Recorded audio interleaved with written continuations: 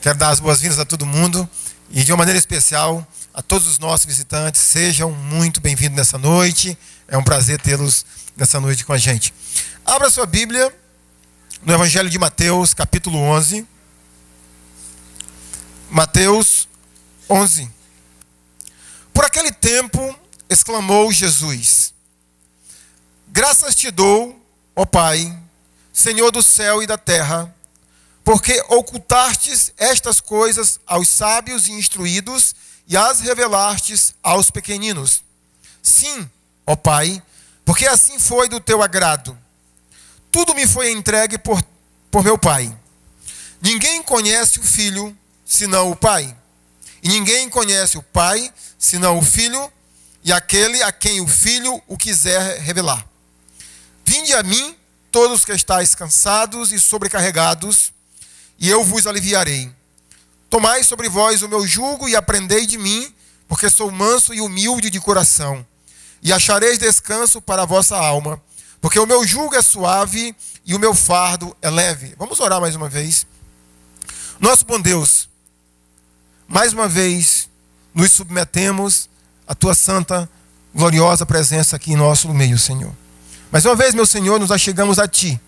E agora, meu Deus, agradecendo a ti por esse culto, que ele chegue ao trono da tua graça, meu Senhor, como um aroma suave, que todo o louvor que foi proferido nessa noite, meu Senhor, seja agradável ao Senhor. E agora, meu Pai, te pedimos mais uma vez, humildemente, a direção do teu Espírito, para que tudo o que aconteça aqui, meu Senhor, possa exaltar e glorificar o nome do nosso Senhor e Salvador Jesus Cristo. E é no nome dele que te pedimos. Amém.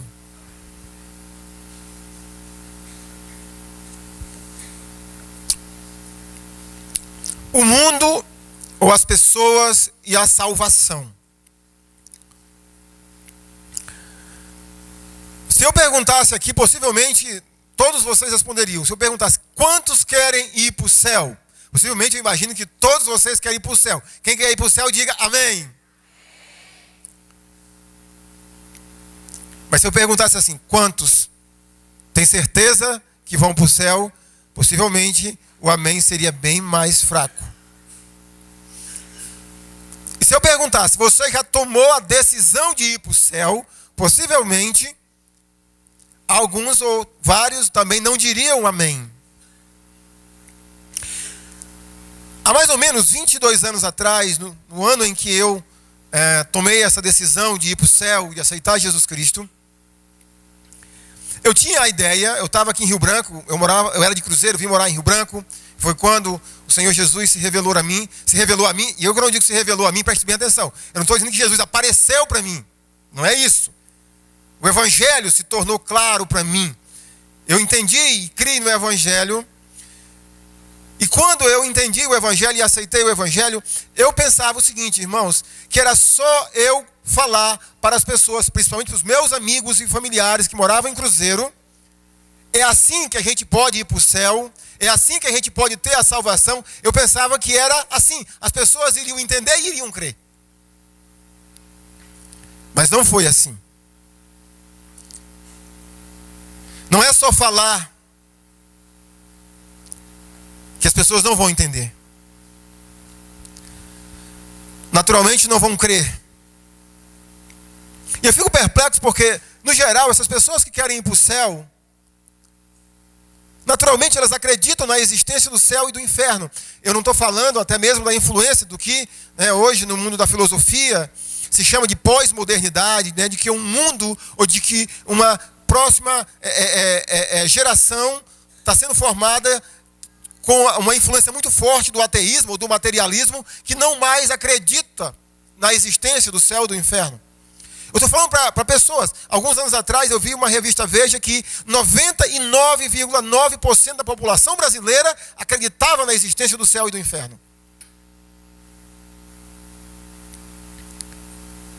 E por que essas pessoas não vão para o céu? Não decidem para o céu, não têm certeza sobre o céu.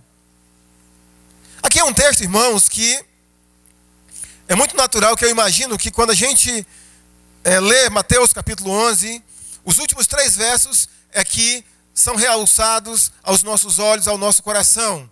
Vinde a mim todos os que estáis cansados e sobrecarregados, e eu vos aliviarei. Tomai sobre vós o meu jugo e aprendei de mim, porque sou manso e humilde de coração, e achareis...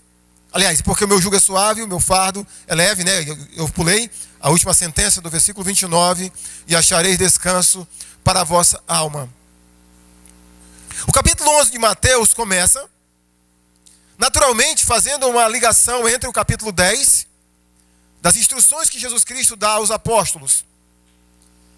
E quando Jesus termina de dar aquelas instruções aos 12 apóstolos, 12 discípulos mais próximos a ele, o texto de Mateus capítulo 11 diz que Jesus Cristo se dirigiu, junto com os apóstolos, à cidade dos apóstolos.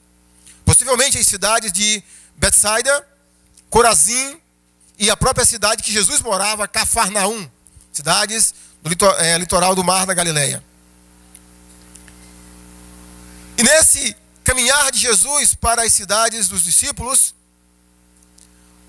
um dos discípulos do João Batista, parente de Jesus,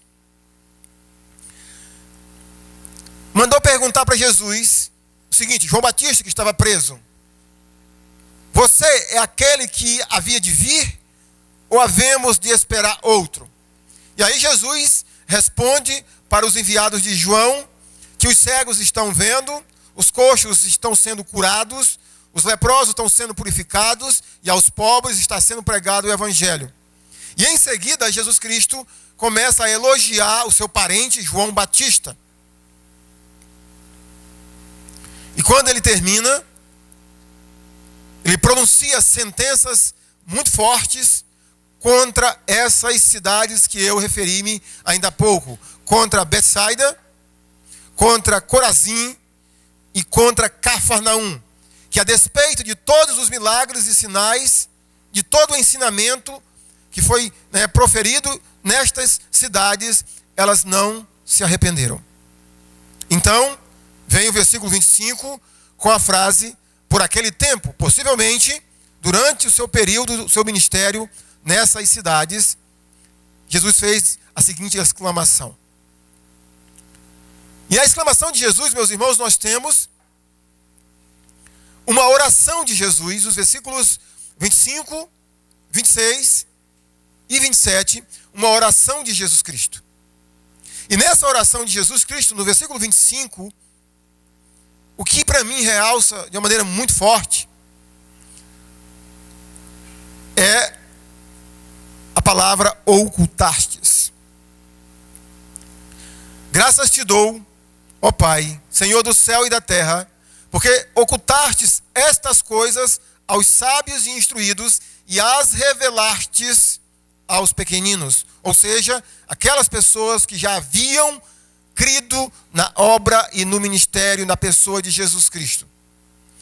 Então essas duas palavras, ocultastes e revelastes, são palavras que tomam, o cenário do versículo 25. O que Jesus agradece a Deus, ou o que Deus ocultou a um grupo de pessoas e revelou a outro grupo de pessoas. O que são estas coisas que Deus ocultou aos sábios e instruídos e revelou aos pequeninos?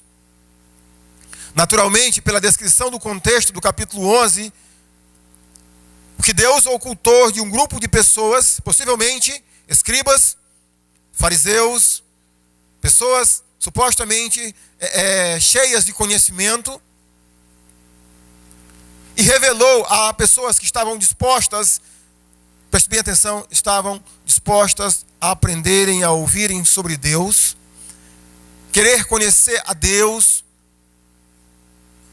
tem a ver com a pessoa de Jesus Cristo e com a missão de Jesus Cristo.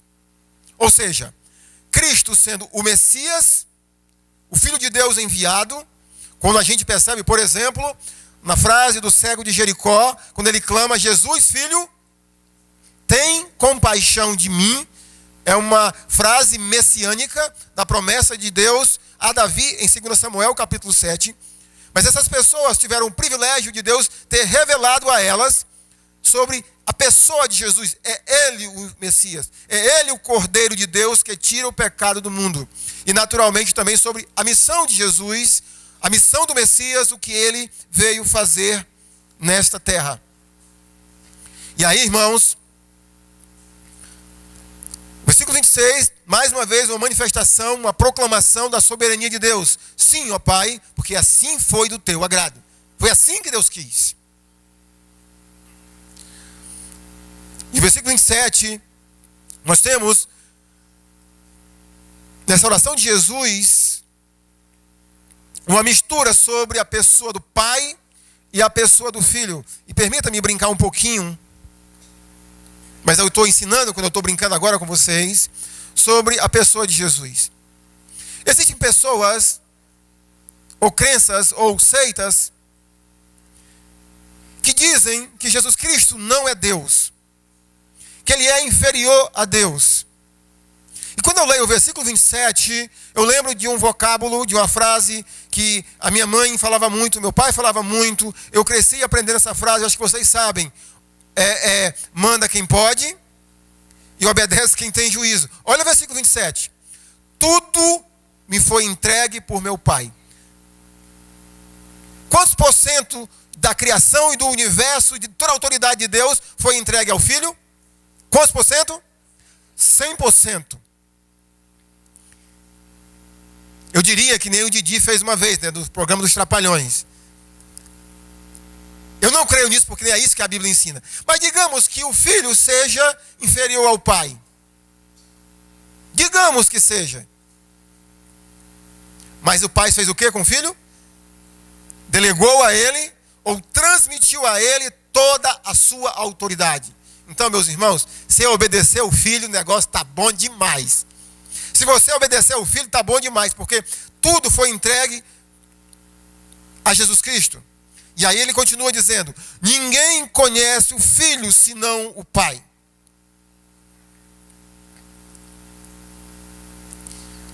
Quando Jesus faz essa proclamação, irmãos, evoca o pensamento de João capítulo 6, versículo 37. Ele diz, ninguém conhece o Filho senão o Pai. Ou seja, ninguém saberá que Jesus é o Messias, o Salvador, se não for por meio do Pai.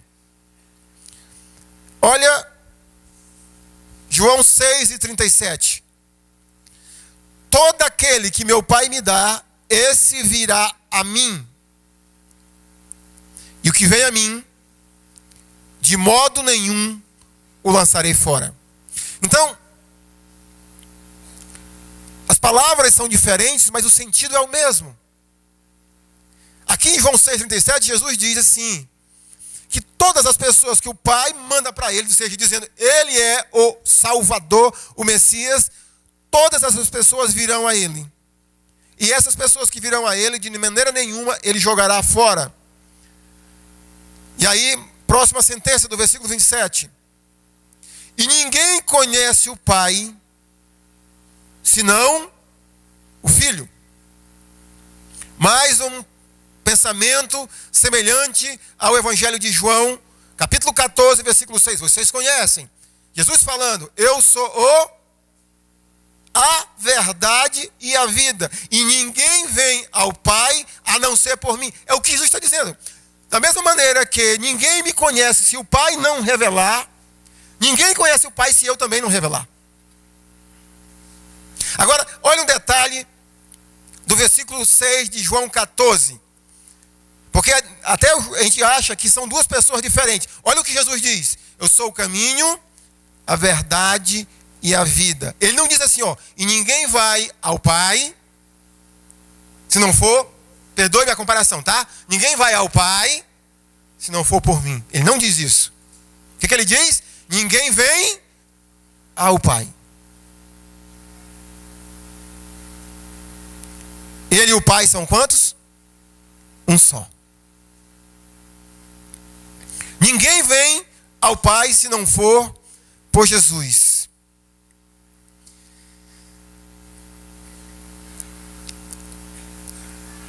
senão o Filho e aquele a quem o Filho o quiser revelar o Pai. Acredito que quase todas as versões da Bíblia em português, eu tenho várias, eu estava dando uma olhada, somente a King James não coloca títulos diferentes para essas duas porções da palavra. Mas na minha versão, está versículo 25 a 27, um texto separado de 28 a 30. Mas não é para ter separação. Não tem separação. Porque quando Jesus declara que ninguém conhece o Pai senão o Filho, e aquele a quem o Filho quiser revelar, vem a pergunta: de que maneira o Filho revela o Pai? De que maneira o Filho revela o céu? De que maneira o Filho leva pessoas e apresenta ao Pai? Aí é onde vem palavras de Jesus: vinde a mim. Então olha só, em que sentido é esse vem a mim? É muito comum a gente citar os versículos 28, 29 e 30 num contexto de pessoas que já são salvas, que estão passando por algum problema e dizem: não, leva teus problemas para Jesus, porque o Senhor Jesus está dizendo: vem a mim, traz os teus... Embora em certo sentido isso possa ser aplicado, mas não é esse o sentido que Jesus convida as pessoas a virem a Ele. Não, Jesus não está convidando pessoas a virem a Ele, pessoas que já são deles.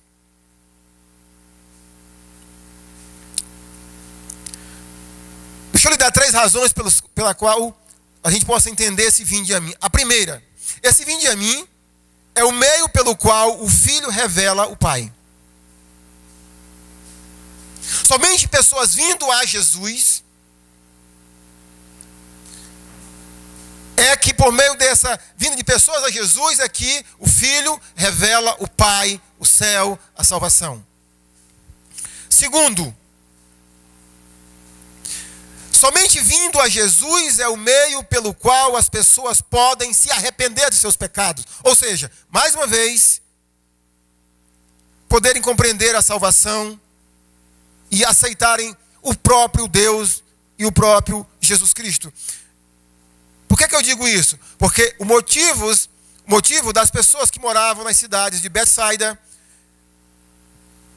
Corazim e Cafarnaum não terem se arrependido é porque essas pessoas não compreenderam sobre a pessoa e o ministério de Jesus. E o terceiro motivo, Jesus diz que nesse vinde a mim, as pessoas irão encontrar descanso para a sua alma. Descanso para a sua alma. O que é necessário, meus irmãos, para Jesus revelar o Pai? O que é preciso para que pessoas possam ter a certeza de salvação, de vida eterna? O que é preciso para alguém se arrepender? Eu quero fazer 4 reflexões nos versículos 25 a 30 sobre, pelo menos, coisas básicas, simples, que são os passos que nós temos aqui, pelo qual o Filho revela o Pai, ou que o Pai revela o Filho.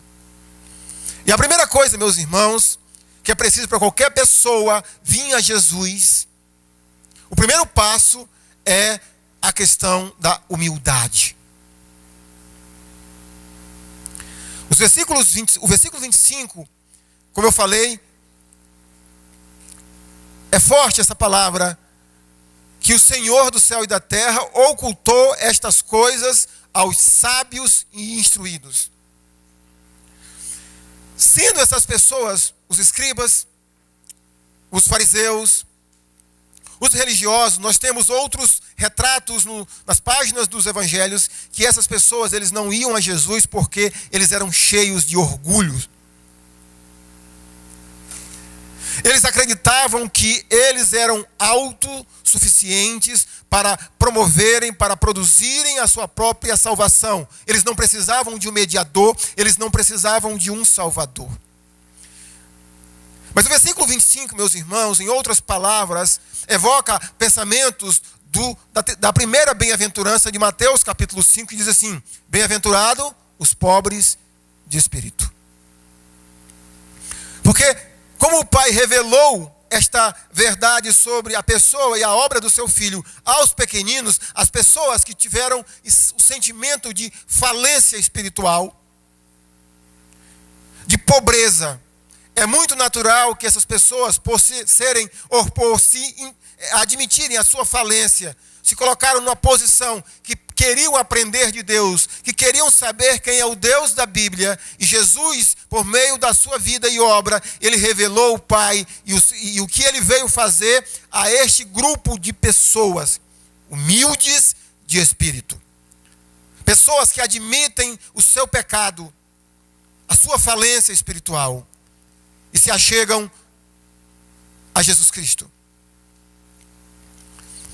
O segundo passo, nós temos o versículo 28, o convite. Vinde a mim, todos.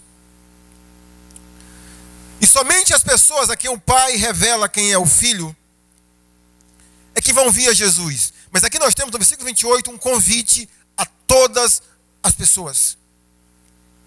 Todas. Mas talvez você se pergunte: pastor, quem são esses todos que Jesus está convidando para vir a Ele? O texto diz: todos que estáis cansados e sobrecarregados. Embora, meus irmãos, toda a raça humana, segundo a Bíblia, esteja debaixo do pecado, mas nem todos os seres humanos sentem o peso do pecado, a culpa do pecado.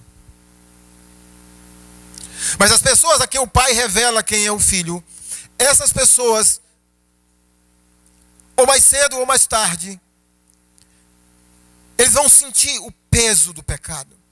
Eles vão sentir a culpa do pecado. E eles vão, de uma maneira de Deus, eles vão se virar para Jesus. Eles vão caminhar em direção a Jesus, porque eles estão cansados. Eles estão sobrecarregados com os seus pecados.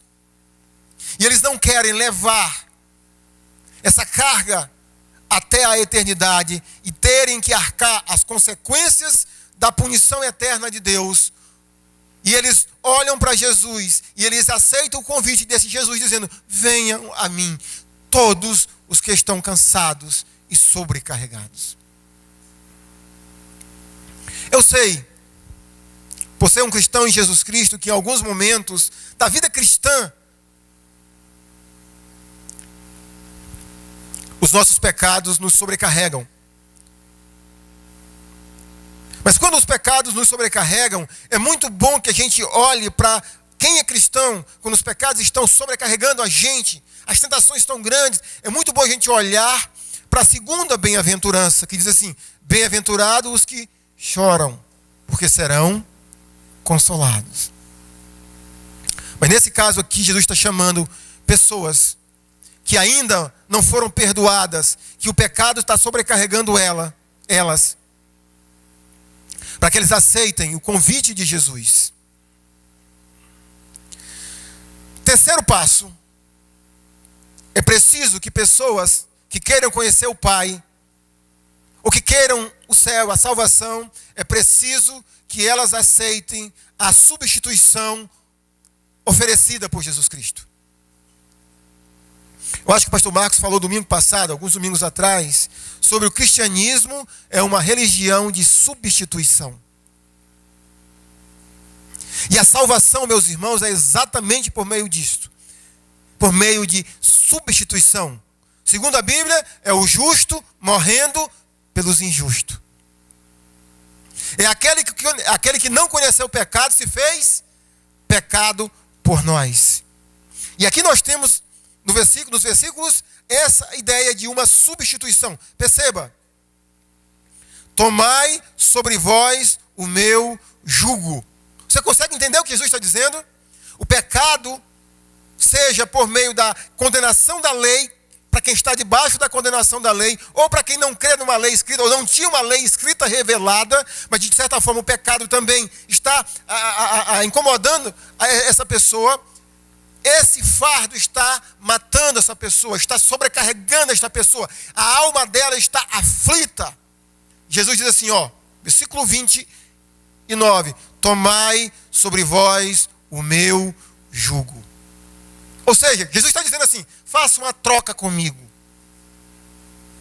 Imagina o que Jesus está dizendo. Você sabe o que é um jugo? Basicamente, né, o jugo é aquilo que se coloca no pescoço do boi, para o boi ter que carregar. Eu conheço lá em Cruzeiro um senhor que eu não sei se ainda hoje ele trabalha com isso, mas ele vendia gás numa carroça de boi. Ele tinha o boi, botava o jugo, enchia aquela carroça de gás, de botija de gás.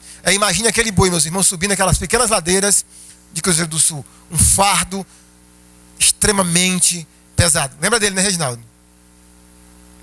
Irmão em Cristo, inclusive.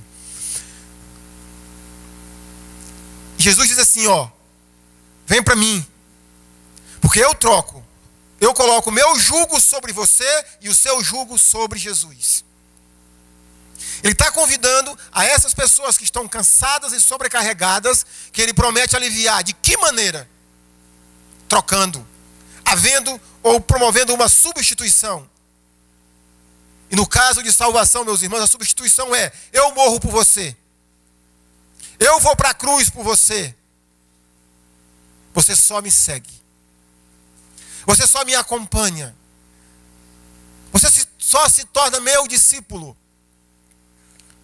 Eu levo a sua carga, eu levo a sua canga, eu levo o que está lhe matando, eu levo o que vai lhe prejudicar por toda a eternidade. Eu levo isso, eu carrego isso por você. E você toma o meu jugo.